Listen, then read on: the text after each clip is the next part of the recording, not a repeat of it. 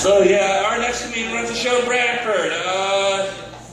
Destiny, you start recording because you might want to give it up for Mikey and everybody. Mikey, Mike Egan, Egan Waffle, whatever he's going to call himself now. Yeah, it's Mike Egan. That is my name. Before I start, I'd like to give a quick random shout out. Bitch, cunt, nigga! Everyone with Tourette's. Yeah, as I said, yeah, I do come here from Brantford. It's a small town. You guys might have heard about it on the news for being the most popular place for teenage pregnancy.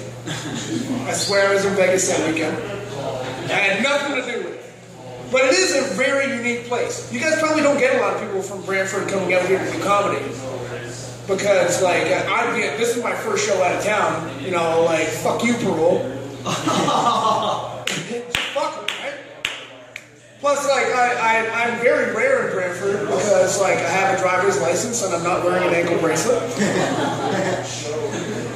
Brantford is a beautiful place, though. You guys should really come visit. It's the land of 35-year-old grandmothers who bootleg and will smoke your meth. But I'm not actually from Brantford. I'm from another town called Hamilton. Have you guys ever been to Hamilton? Anyone from Hamilton? Anyone here been out of London? Yeah. All right, you been out of London? Yeah, way to go. Hamilton is awesome. I grew up in a very rich neighborhood on the east end of Barton Street. I know we were rich because we lived 2 blocks away from the Hells Angels chapter house. So that's how you know it was a good neighborhood. There's an extremely poor neighborhood. I don't think you guys understand how poor this is. Any of you guys grow up really poor? Anybody who grow up really poor? You guys ever heard of, like, hand-me-down diapers? Like, it was the number one hanging on the line. We'll wait for a deuce, right? You know what I mean? It's like, hey, that's how poor we were. But it was a great place. We called it No Daddy Alley. It was just single moms with 4 kids, which made it a great place to play. Because, like, you had all these kids with no supervision. Right? So we were just poking each other in the eyes with sticks, and it was all good. Like, it was probably the best. Anyone who says growing up rich is better than growing up poor has never grown up poor. Because it's way better. Because, like, we didn't need money. We didn't need toys. We didn't need milk. Like, fuck that. Like, you found 2 sticks, you were playing Ninja Turtles. That's the shit. Like, my neighborhood was so bad. A couple years ago, my mom was telling me that in our neighborhood, they had found a serial killer and a pedophile that was living in our neighborhood in the early 80s. I'm a lot older than you guys, I imagine. But, like, it was the mid-80s, and, like, in my neighborhood, a guy lived right next door to us, murdered his wife, and buried her in the yard. And I just thought he had great tomatoes. But the pedophile is the one that got me. My mom's like, see, you have to watch out for the registered sex offenders. And I'm like, no, it's the freelancers. Those are the ones you gotta watch out for.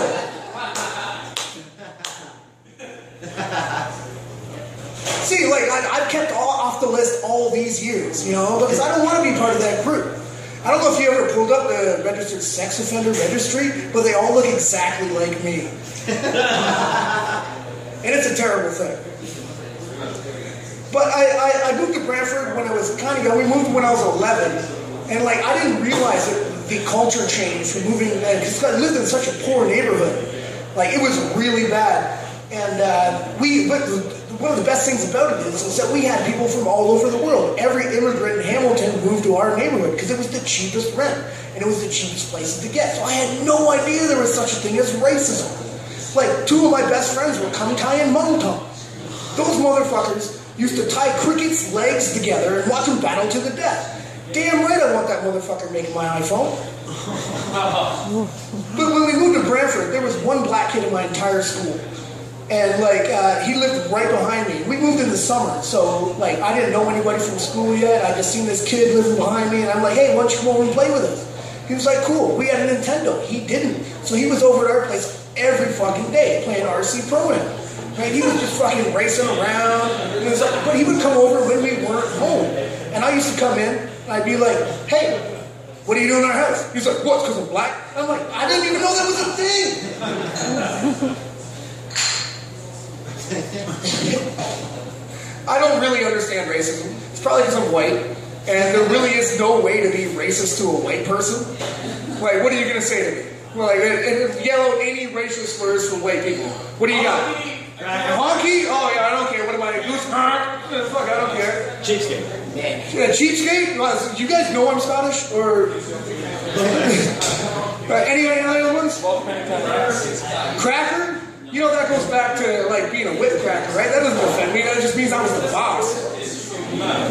Any other, like, racial slurs for white people? What's that? Nick? Mick? Well, I'm not Irish, so that ain't gonna matter. And see, there's nothing that you can say to me that's racist. It all just rolls right off my back. But if you call me a NASCAR fan, we're gonna have issues. Because I ain't that, like, that has never happened to me before. Fuck that garbage. Like, I got a gay friend who asked me the weirdest question I've ever been asked in my entire life. Let's go back for a second. Anyway, I got a gay friend, and he's always trying to instill on me the benefits of being gay. And he's always trying to, like, win me over to the team. He's one of my best friends. I've known him for like 20 years. He's a great guy. And I'm like, dude, I'm not into it. He's like, don't knock it till you try it. And I'm like, that's one of the things I'm going to knock before I try. And, like, I just started thinking about it. That's one of the stupidest things anyone's ever said to me. Like, I could say, like, don't knock it till you try it about anything. But, like, then I started forming a list in my head. I'm like, whoa, wait a minute. Maybe there's not things that I want to try before I knock it. Let me give an example. All right, like gay sex, obviously, I'm going to knock that one before I try it. I don't need a dick in my ass to know it's not going to feel good. I'm going to obesity. You know, I don't want that one. I'm going to say, you know, like, I don't want to sweat while eating a cheeseburger. I don't want to do that. Adult diapers. The convenience factor seems good, but if you're shitting your pants, no one's taking you seriously. Suicide, obviously, like, I'm going to knock that one. Alzheimer's, gay sex. What was I talking about? But no, he had the weirdest question I've ever heard in my life. All right, and he asked me, well, if you're not gay, what if you had a clone of yourself? Would you fuck a clone of yourself? Would you fuck you? And the first thing that popped in my mind was that scene from Silence of the Lambs where I got my dick tucked between my legs and I'm putting the lipstick on and I'm like, I'd fuck me. And I'm like, I couldn't handle that rejection.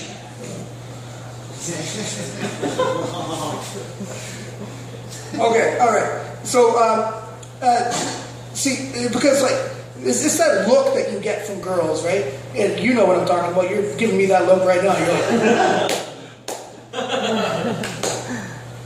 and like, I've gotten that look from girls so many times that I actually crave it now from random people. So, like, if you're ever on an elevator, or you're in a conversation with somebody that you really don't want to talk to, pretend that your phone rings, you pull it out, and you're like, what? You ain't down to the clinic, bitch? Get down to that motherfucker. I swear to God, I'll come down there and abort that baby myself. I died having a baby with you again. All right, I love you too, Mom. Bye. All right, that's my show. Bring up Pat again.